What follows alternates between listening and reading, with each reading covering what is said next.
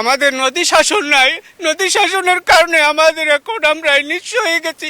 এই বলিষ্ঠ নদীর গ্রাসে আমরা সর্বহারা ভিখারি হয়ে গেছি। দুপুরে রান্না বান্না করতে পারি না, জোয়ারে পানি ওঠে।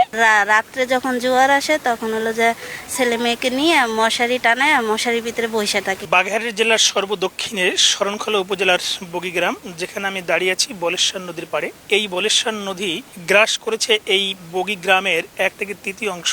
বাপ দাদার আমল থেকে এই নদীর পাশেই তারা বসবাস করেছেন। অনেকেই বলেছেন একাধিকবার তাদের বাড়িঘর সরিয়ে নিয়েছেন, একাধিকবার তাদের গাছপালা নদীগর্ভে বিলীন হয়ে গেছে, একটি ফসলি জমি হারিয়েছেন। এই নদী ভাঙনের জন্য সরকার কাছে অনেক আবেদন নিবেদন করেও কিন্তু তারা আসলে পরিত্রাণ পাননি। এক সময়ের যে বগি বন্দর ছিল, এই বন্দর নাম পরিচিত ছিল, এখানে ব্যবসা বাণিজ্য এবং ঢাকা থেকে লঞ্চ যোগাযোগ ছিল। এখানকার মানুষের আয়ের একটা বড় খাত ছিল। এই অঞ্চলে মানুষের ব্যবসা বাণিজ্য অনেক প্রসার বৃদ্ধি ছিল, যার ফলে এই অঞ্চলে বগি বন্দর নামে অনেক পরিচিত ছিল, যা আজকে নিঃস্ব হয়ে গেছে।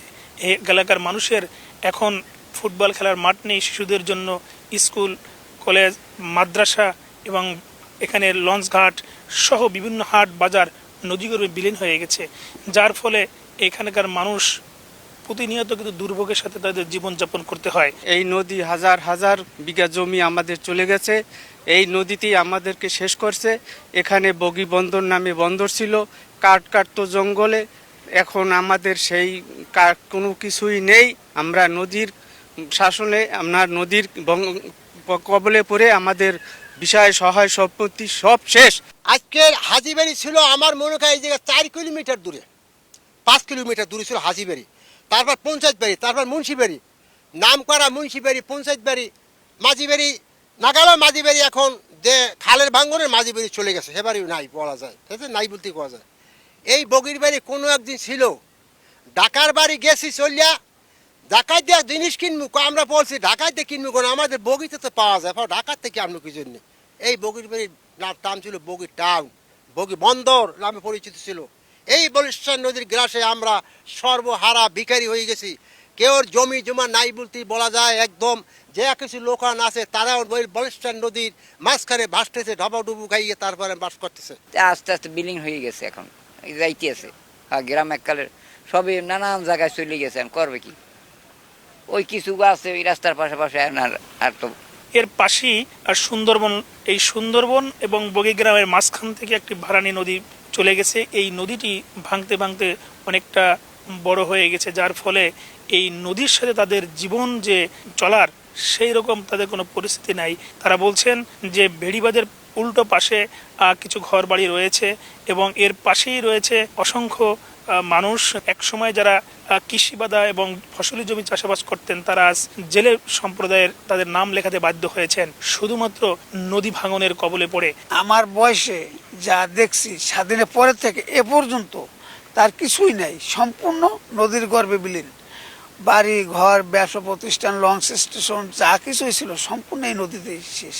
আর এই এলাকার মতন এত নিঃস্ব মানুষ মনে হয় যে শরণখোলা থানায় আর আছে কিনা জানা নাই। বগি গ্রামটি ভেঙে হাজার হাজার বিঘা জমি নদীগর্ভে বিলীন হয়েছে। এই অঞ্চলের হাজার হাজার মানুষ, বসবাসরত মানুষ বিভিন্ন জায়গায় আশ্রয় নিয়েছেন। যতটুকু জমি আছে এখন পর্যন্তই বগি গ্রামের আংশিক, সেটি যদি এই অঞ্চলের মানুষের দীর্ঘদিনের দাবি, যদি নদী শাসন করা না হয়, টেকসই বাদ দেয়া না হয়, তাহলে এটিও নদীগর্ভে বিলীন হবে। তো মানচিত্র থেকে হারিয়ে যাবে চিরদিনের জন্য এই গ্রামটি। আমরা কথা বলছিলাম এখানে কয়েকজন নারীদের সাথে, তারা বলছিলেন যে জোয়ার ভাটার উপর তাদের নির্ভর করতে হয়, তাদের অনেক সময় রান্নাবান্না বন্ধ থাকে, তারা কিন্তু প্রতিনিয়ত কিন্তু দুবেলা ভাত তারা খেতে পারছেন না, তাদের জমি জমা নাই, অন্যের বাড়িতে আশ্রয় নেওয়ারও জায়গা নাই। অনেকে কিন্তু এখান থেকে বিভিন্ন জায়গায় তারা চলে গেছেন। আমাদের তো এই 1 বছর ধরে কোনো রান্না করতে না, চুলা পাতি, তারপরে পানিতে চুলা তলায়া যায়, সেই জন্য রান্না করতে পারি না নামা, এই জন্য রাস্তায় চুলা পাইতে রান্না করি। তারপরে ওই জোয়ারের পানি আসলে একদম হাঁটুর উপরে হয়ে যায়, বিছানা সমান সমান হয়, তখন ওই ছেলে পেলে নিয়ে রাস্তায় থাকি। পরে পানি চলে গেলে তারপরে আবার বাসায় যাই, পরিষ্কার করে বস্তা বিছে তারপরে ঘরে ঢুকি। আমার 5 জন ছেলে মেয়ে, 3 জনই দাঁড়িয়ে আছে, 1 জন চিঠে আছে। তারা আমার লাগাই এই মৃত্যুবাসীর মতন আমার লগে লগে জড়তে আছে, যাইবি কোথায়? নাই টাকা নাই পয়সা, কি খাবে কি দাবে। আল্লাহ এখন টলার হারে মেলে চলে গেছে, কি নিয়ে বাঁচবে ঘুরে বেড়ায়, বাঁচার কোনো রাস্তা নাই। জমি ছিল ভাঙতে ভাঙতে সবই নদীতে লয়ে গেছে। এখন যদি এই বেরিবেটটাও যদি সুস্থ করে বাইন্ধে দিতে, তমুক কৃষি বেদা দিতে পারতে, ঘরে পানি উঠতো না, চুলায় পানি উঠতো না, মানুষ সুস্থভাবে থাকতে পারতো। এখন একদম অনেক কান্দে কান্দে নামাজ পড়ে শহরের বসে রয়েছি, বসে ওই একজন আইসে দেখতে গেছে, শহরে বসে থাকিয়া এখন উডে এই আড্ডে আইসি, আর তখন এই জায়গায় যেন খারাপ কথা কয়, সেই জন্য আমি এই জায়গায় শুনলাম।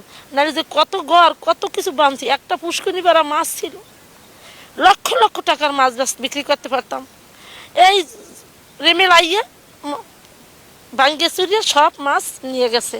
এই গ্রামে প্রায় ৩,৫০০ ভোটার ছিল, সেখানে সেই ভোটার এখন ১৭০০ নেমে এসেছে। অনেকেই কিন্তু এখান থেকে চলে যাওয়ার পরে মাত্র যারা ভোটার হিসেবে এখানে ভোট দেন তারা মাত্র ৯০০ মতন ভোট তারা কিন্তু এখানে হাজির হন, আর অন্য ভোটাররা কিন্তু এলাকায় থাকেন না, যার ফলে ভোটারও কমে যাচ্ছে।